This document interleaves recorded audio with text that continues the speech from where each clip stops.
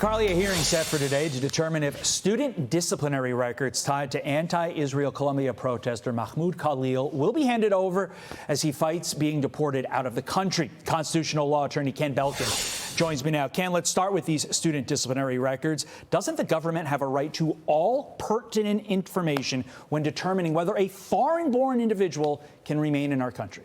Yeah, they absolutely have a right to this information. It's part of a legal investigation into allegations that this individual is supporting terrorism. So they absolutely have a right. It's not like they're looking to get every student's disciplinary records. It's very targeted. It's not a fishing expedition. Let's look at some of the allegations Khalil has against him.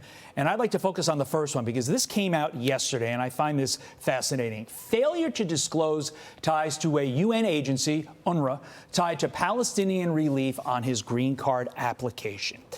When the goal of a visa application, Ken, is to potentially root out all problematic ties before allowing someone into our country, doesn't it follow that failure to disclose a role like that he had with UNRWA is grounds for deportation? To me, it seems if you are dishonest on the one form you need to be dishonest before, you need to be honest on before we let you in, that seems to be game, set, match.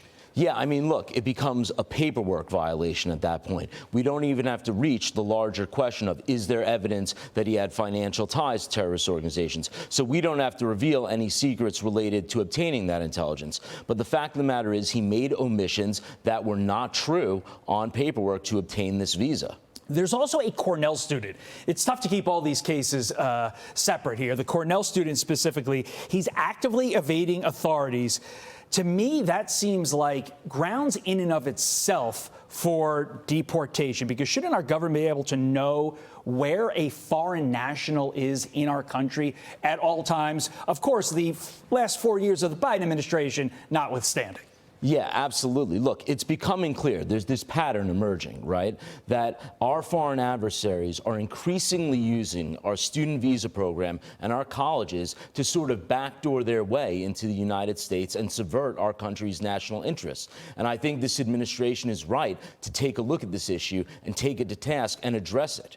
Meantime, we are awaiting an appeals court decision on the pause on Trump's migrant deportation flights.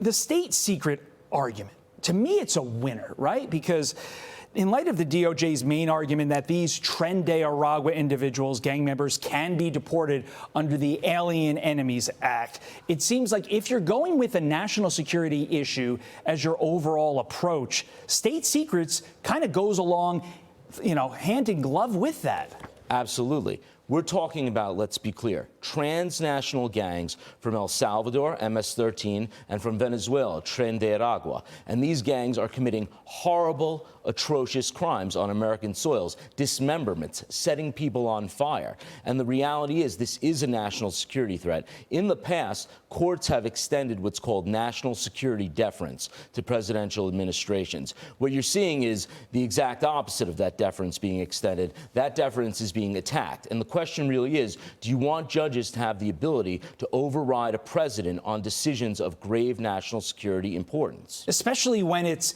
a lower district court judge and you are the president of the United States, and these are issues of national security, when heretofore we have never questioned the president's ability to lead in matters of national security. The fact that some random judge in some random district court is doing it is concerning. Before we let you go, I know this is rapid fire here, Ken. A coalition of 20 states, teachers unions, and advocacy groups are suing the Trump administration for dismantling the Department of Education. Do they have a case? Well, look, let's be clear.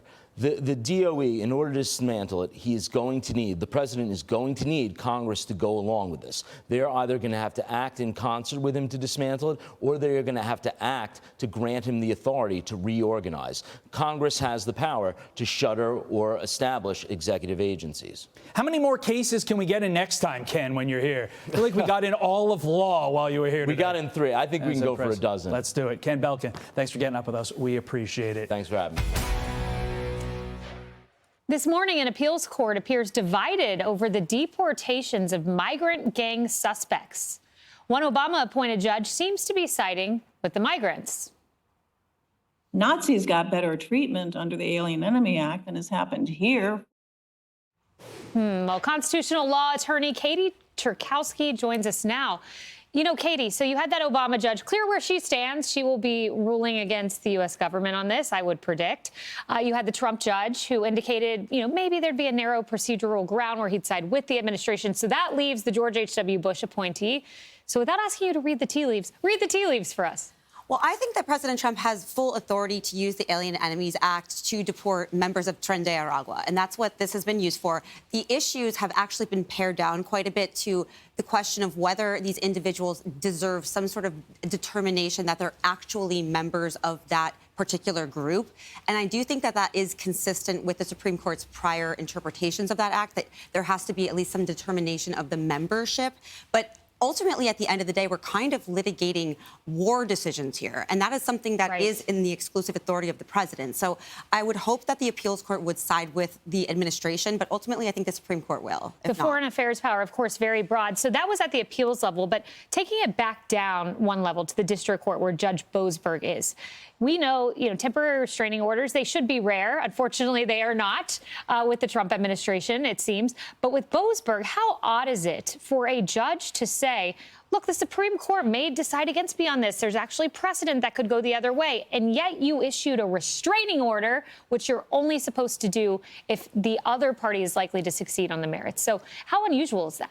Yes, that's exactly correct. And I was just discussing this very point yesterday. There can only be a restraining order issued if that party has a substantial likelihood of success on the merits. And when you're dealing with what is a very rarely invoked law that has clearly been interpreted in the president's favor in the past, I don't see how he ever reached that conclusion. And ultimately, to what end? When President Trump is doing something that's well within his authority, in my opinion, but also to remove dangerous people from this country.